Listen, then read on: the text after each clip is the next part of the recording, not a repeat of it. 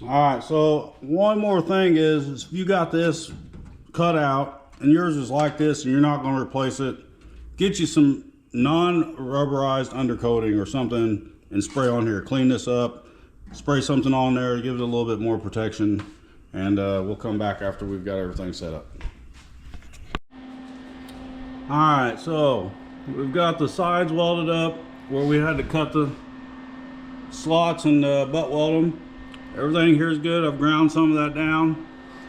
So now you can take structural adhesive and go where the rest of this gap is right here.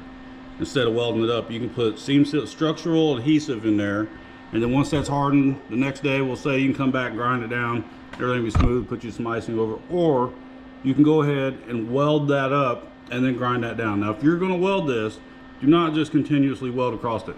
Do a little spot down here, then here, you know, just separate it so that way there's not a lot of heat and you get warpage. That's the last thing you want on this big flat panel, is it to be warped.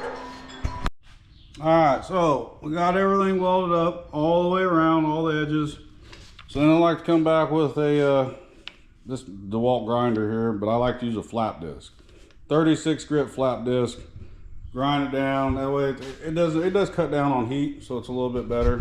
But that's what I like to use. I like to use flap disc, use that grinder, and then after that, I'll get it ground down. We'll show you, put skim coat on it. I mean, there's not a lot more to it. All right, so we got our first coat on there. Had a little warp right here, a little spot that was warped. We had some other damaged spots down there we had to grind out.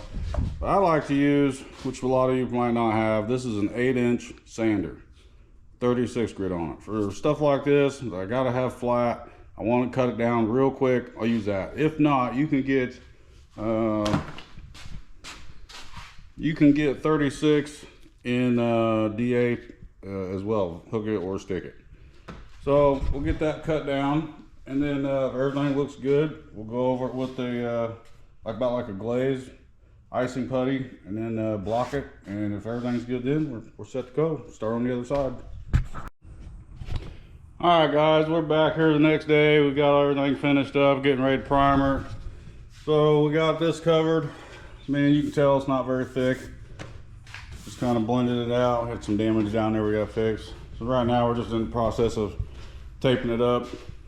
Got this side done as well. Had a couple spots on the roof that's got to be fixed, but gonna get this thing taped up, get it primered.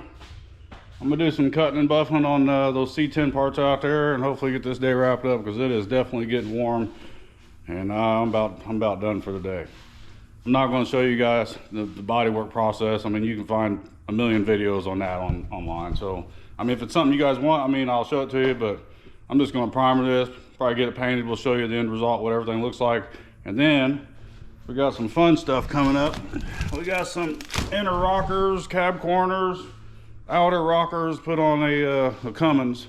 So that'll be probably the next video coming up. See you guys later. Peace. All right, guys, we got the Chevy here that we did those patches on. As you can see, she's good. Good color match, blend. There we have it. We'll see you in the next one.